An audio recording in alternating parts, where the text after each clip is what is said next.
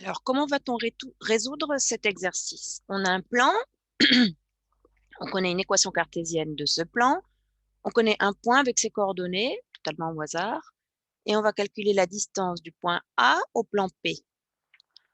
Alors déjà, on peut se poser la question, est-ce que le point A serait pas dans le plan P? Parce que si le plan P vérifie que le point A appartient au plan P, la distance est 0. La distance entre le point A et le plan P, ça fait 0, ça s'écrit comme ça. Bon, mais là, on vérifie comment? Ben, en remplaçant les coordonnées de A dans l'équation de P, 2 fois moins 1 plus 3 fois 2 moins 3 plus 1, ça fait moins 2 plus 6 moins 2, ça fait pas 0. Donc, A n'appartient pas au plan P et on peut calculer, il va y avoir une distance non nulle. D'accord? Donc ça, c'est, on va dire, une vérification antérieure.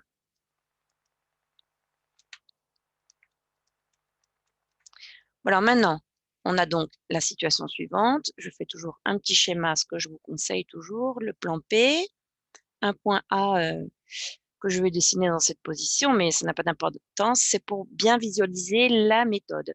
Donc, comment trouver la distance entre le point A et le plan P? Ben déjà, il faut tracer une perpendiculaire qui passe par A et qui va couper le plan P en un point que moi je vais appeler A. Je vous l'appelez comme vous voulez. Voilà, cette perpendiculaire, on va l'appeler D. Donc, soit D, la perpendiculaire AP, passant par A, elle coupe le plan P en H.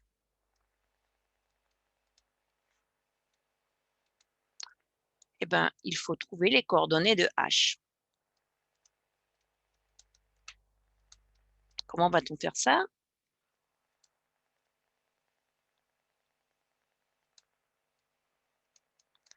Bon, moi, je vous propose de le faire avec une représentation paramétrique de la droite D. D'accord? Donc, comment va-t-on faire? On a besoin d'un vecteur directeur. Mais qu'est-ce qu'on connaît comme vecteur? Eh bien, le seul qu'on connaît, c'est un vecteur normal au plan P. Et on a un résultat de cours qui dit que quand on connaît une équation cartésienne d'un plan, pardon, on peut trouver en lecture directe, en regardant les coefficients de x, de y et de z, quand il y a moins z, c'est moins 1z, on est d'accord, qu'un vecteur normal au plan P a pour coordonnées 2, 3, moins 1, ça c'est un résultat de cours, est un vecteur normal AP, il a une direction orthogonale à la direction du plan P. Donc là maintenant, vous observez le dessin et de quoi se rend-on compte? C'est que le vecteur normal au plan P, c'est aussi un vecteur directeur de la droite D. Donc il est normal AP, mais comme la droite D est perpendiculaire à P, N est aussi un vecteur directeur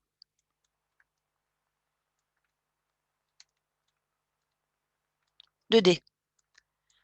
Donc, pour trouver une représentation paramétrique d'une droite, il faut connaître un point, on connaît les coordonnées du point A, et un vecteur directeur.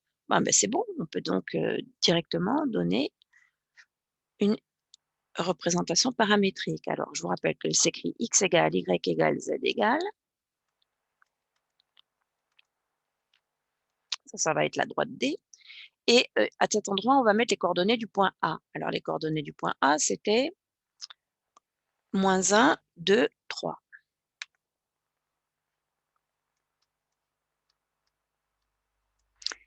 Et maintenant, il y a le paramètre t dont les coefficients sont les coordonnées d'un vecteur directeur et on a dit que c'était n. On prenait n, donc 2, 3, moins 1, ce qui donne ici plus 2t plus 3t moins 1t, donc moins t, où t est un réel quelconque.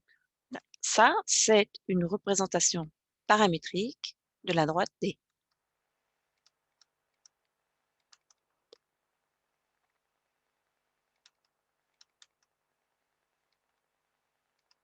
Bon, donc maintenant qu'on a la représentation paramétrique de D, on sait que le point H appartient à D et aussi au plan P. Donc H appartient à D, donc le X de H, le Y de H et le Z de H vérifient le système suivant. Moins 1 plus 2t, 2 plus 3t, 3 moins t. Et aussi H appartient au plan P, donc les coordonnées du point H vérifient l'équation cartésienne du plan P, c'est-à-dire 2 fois X plus 3 fois Y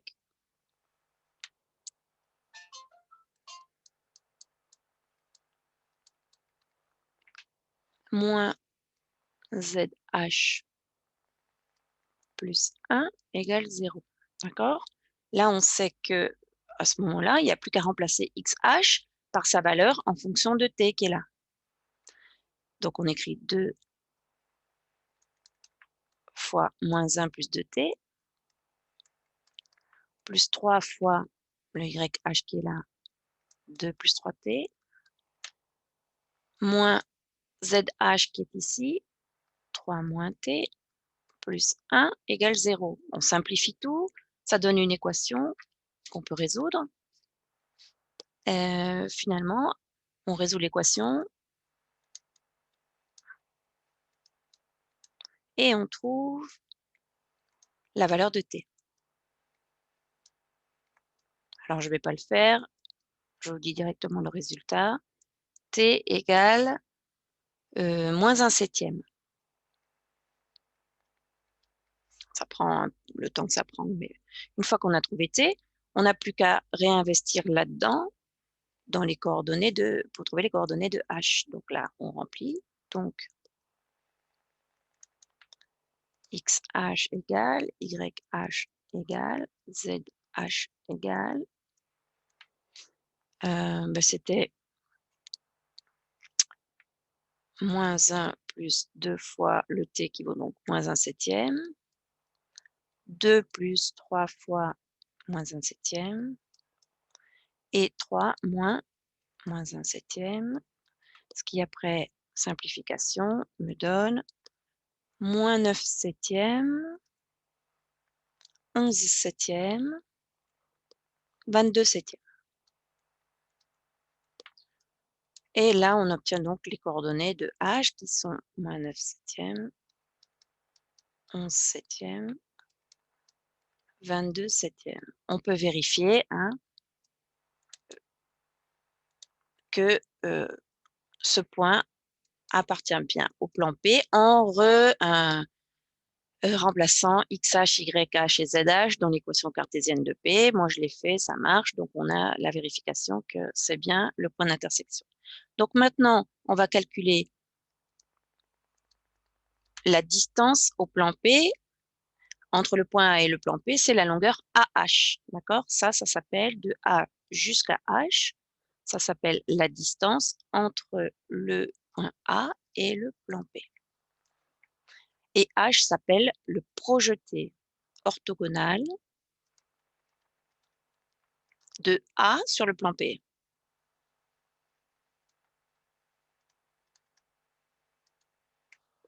Voilà pour le vocabulaire. Donc, en fait, il faut calculer AH. Et là, on a une formule. D'accord? On sait que c'est racine carrée de XH moins XA au carré plus YH moins YA au carré plus ZH moins ZA au carré. Là, il faut que ça soit en repère orthonormé, cette formule. D'accord? Formule de cours.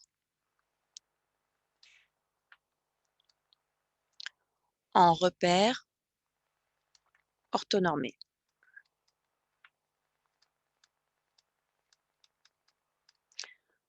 Donc, si le repère n'est pas orthonormé, on va avoir des problèmes, on ne pourra pas calculer les distances, mais ça sera toujours le cas. Donc, on a le point A qui avait pour coordonnées -1, 2, 3. Le point H, -9 septièmes, 11 septièmes, 22 septièmes. On calcule AH égale, hop, racine carrée de tout ça. Ça va faire -9 septièmes plus 1 au carré. 11 septièmes moins 2 au carré, plus 22 septièmes moins 3 au carré. Ce qui donne, alors sous la racine, 6054 sur 1225. Ça, c'est la valeur exacte et à peu près 2,22. Unité, on ne sait pas trop si c'est en centimètres, le repère, en quoi, mais c'est 2,22 unités. Et voilà, vous avez la méthode complète.